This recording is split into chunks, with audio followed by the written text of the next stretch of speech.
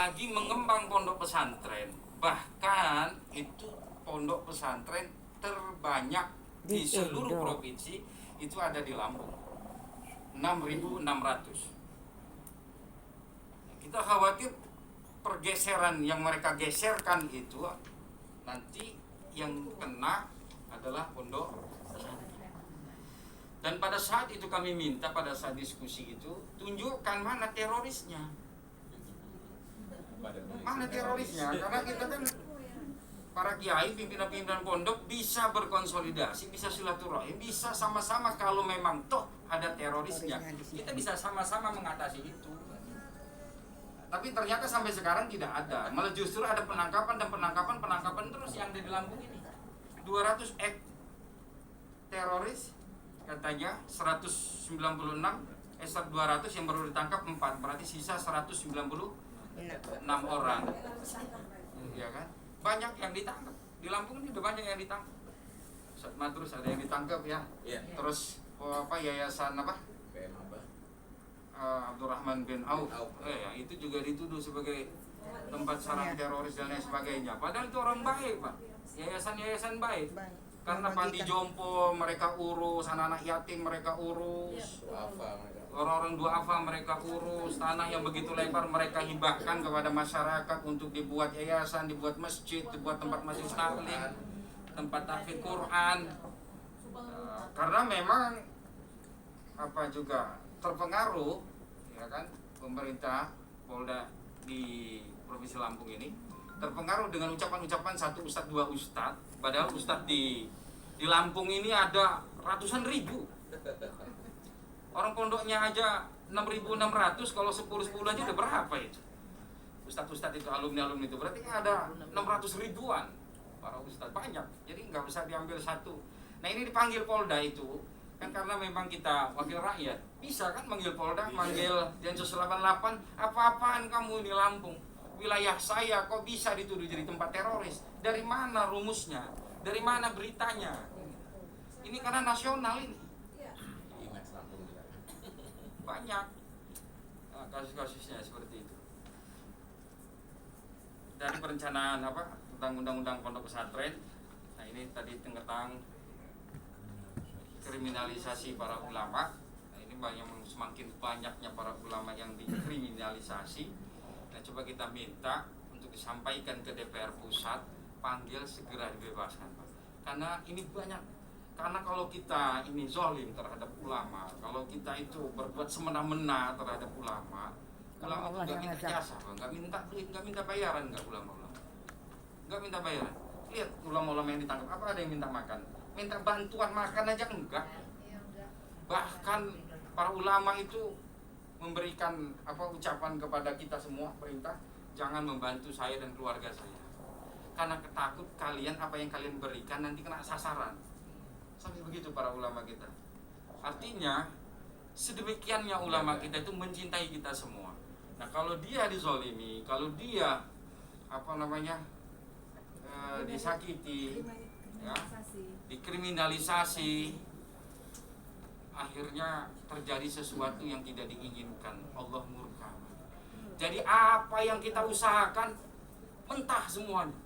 Apa yang kita usahakan itu hilang semuanya. Coba Pak di Indonesia nih, bayar pajak kan, ibu-ibu semua bayar pajak kan? Bayar. Coba bayar pajak. Kita bayar pajak semua, minimal bayar pajak rumah PBB. Cash. Beli BBM itu cash. Bayar listrik itu cash. Kok negara bisa hutang? Dari mana? Dari mana? Jajanannya 10%. Iya, itu dari mana? Jadi uang yang dibayar oleh rakyat itu kemana? Kok bisa malah punya utang? Nah ini yang disebut ghairu mabruk, kan tidak berkah. Hidup yang tidak berkah itu susah. Sekalipun di depan kita ada emas yang besar, tidak akan pernah mencukupi diri kita. Habis tidak karu-karuan. Nah ini yang terjadi di negara kita. Kita tidak mau itu. Maka kita datang ke tempat ini, kita menasihati, kita saling mengisi untuk bisa mengatasi ini semua. Artinya anggota dewan baik di provinsi, daerah, apalagi sampai di RI itu kan punya hak Sebenarnya rakyat tidak perlu turun, rakyat tidak perlu datang. Kalau wakil rakyat panggil mereka semua, berikan sanksi kalau mereka salah-salah, kalau mereka tidak. Itu selesai sebenarnya. Tidak perlu kita rakyat menjerit, tidak perlu rakyat kita menangis, tidak perlu rakyat kita turun semuanya dengan bahasa-bahasa apa itu, people power, ya kan, atau pembangkangan sipil. Nggak perlu kayak begitu. Cukup tanggap dengan keadaan, rakyat tidak akan perlu turun ke jalanan, apalagi datang ke tempat ini, tetapi hal-hal yang terkait dipanggil, diberikan sanksi yang tegas, selesai. Sebenarnya seperti itu. Karena undangnya kan ada di DPR RI, DPRD ini, DPRD kota dan lain sebagainya. Aspirasi ini bisa nyampe, panggil mereka, Pak, selesai. Kayak kriminalisasi ulama ini dipanggil aja, iya kan? Kalau yang terlibatnya siapa? Apa Kapoldanya? Apa dalam intelektualnya terlibat, tinggal dipanggil, tinggal dikasih sanksi, diberhentikan dan lain sebagainya, bisa.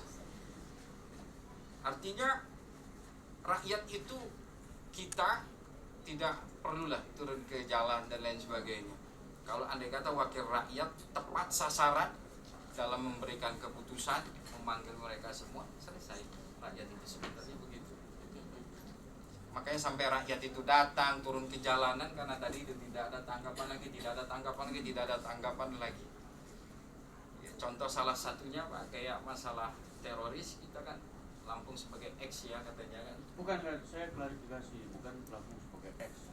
Bukan, jadi apa, pelarian dari iya, luar. dan itu kan terungkap ada beberapa yang tertangkap. Iya.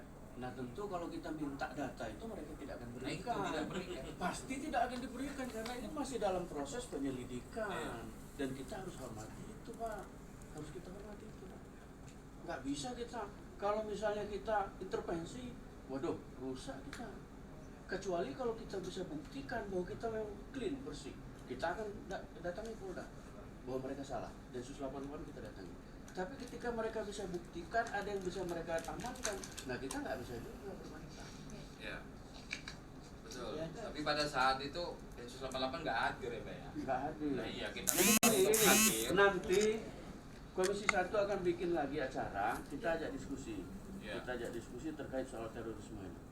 Nanti kapan? Tapi tinggal nyari waktunya. Ya. Biar nanti bisa kita Terima bahas. kasih. Kita minta hadirkan dari BIM, dari Densus, dari BNPT, segala macam. Siap. Ya. Mungkin itu yang saya sampaikan Pak. Terima kasih Pak Kiai Haji Muhammad Sultan. Yang pertama kita fokus membahas tentang Undang-Undang Pondok Pesantren.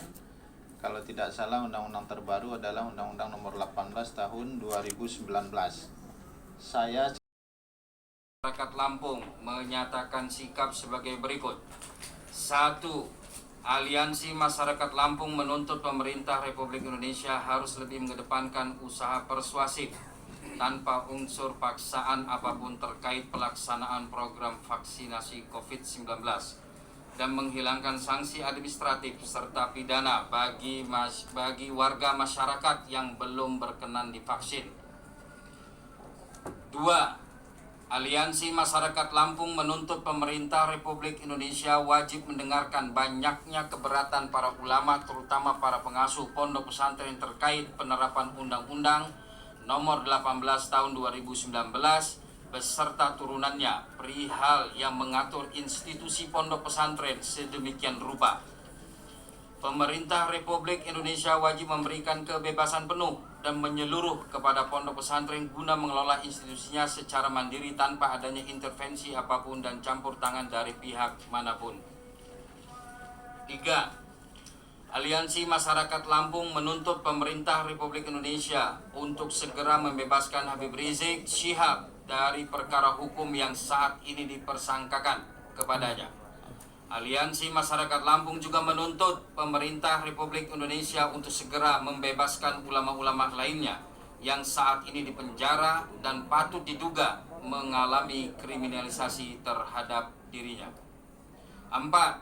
Aliansi Masyarakat Lampung menuntut pemerintah Republik Indonesia dengan wewenang penuh yang dimilikinya untuk membatalkan rencana penghapusan bahan bakar jenis premium dan pertalite juga sekaligus menurunkan harga sembako demi terjaminnya pelaksanaan sila kelima Pancasila, keadilan sosial bagi seluruh rakyat Indonesia secara menyeluruh dan bertanggung jawab. Demikian sikap Aliansi Masyarakat Lampung menyatakan sikap. Terima kasih. Wassalamualaikum warahmatullahi wabarakatuh. Waalaikumsalam warahmatullahi wabarakatuh.